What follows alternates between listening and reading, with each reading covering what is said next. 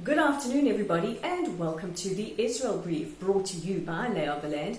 I'm Raylene Marks, your host, bringing you the top stories from Israel and the region every Monday to Thursday right here on this platform and also on our YouTube channel.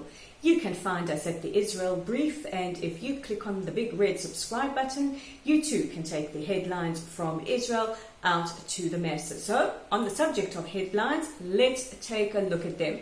And we look first to the United States, and US President Donald Trump has been nominated for the 2021 Nobel Peace Prize for his role in helping to broker the Abraham Accords, or the peace agreement between Israel and the United Arab Emirates. And he was nominated by Norwegian MP Tybring-Gjedde.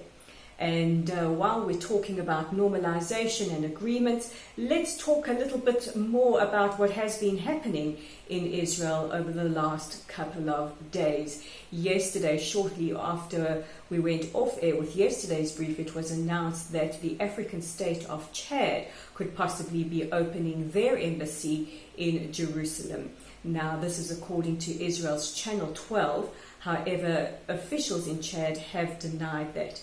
And if there wasn't any more tension in the Balkans, we are now assured of it. And Serbian officials have warned Israel that if we recognize Kosovo, they will hold off on moving their embassy to Jerusalem. But it's not all arguments and denials. It is also good news. And Israel and the UAE will formally sign into the history books the Abraham Accords on Tuesday. The Prime Minister has already departed for Washington, and this signing agreement will take place at the White House. A really, really joyous and momentous day indeed. But it's not all good news. We also have to take a look at the coronavirus crisis, and it really is becoming a crisis in Israel, and we have to take a look at the latest developments today. Health Ministry officials have recommended that Israel enters a month-long immediate lockdown. And this comes as a result of health directors from various hospitals reporting on the status of their hospitals, saying that their staff are overrun, they can't cope with the demands that the virus is taking on their infrastructure. Some staff have even collapsed. And this takes place while there's still a lot of debate around how we proceed to deal with the crisis. In the last 24 hours, nearly 3,500 people have been infected with COVID-19, and some 40 towns and cities across the country, including parts of Ashkelon, Ashdod and Beit Shemesh, have gone into a curfew situation. Earlier today, the Prime Minister visited Beit Shemesh.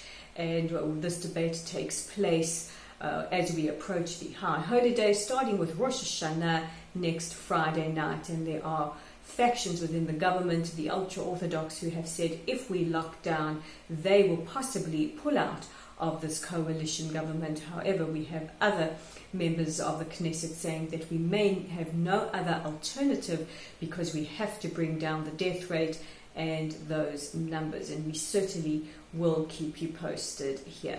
So those are the top stories making headlines today in Israel, and don't forget that you can check out our original content online on our website at www.layoftheland.online. You can read an article that I've just written about the hideous new phenomenon called trauma porn, which is taking place on social media platform TikTok.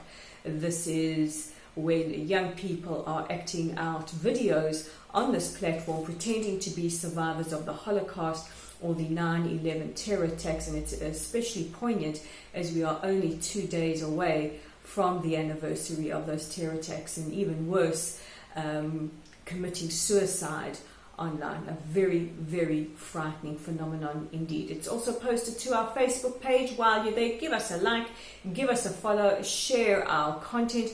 Don't forget to subscribe to our channel at the Israel Brief. Click on the big red subscribe button and interact with us on Twitter. You can find us at Lay of the Land with the big digit 5. So those are your top stories. Those are the controversies. This is the Israel Brief. I'm Raylene Marks. We'll chat again tomorrow.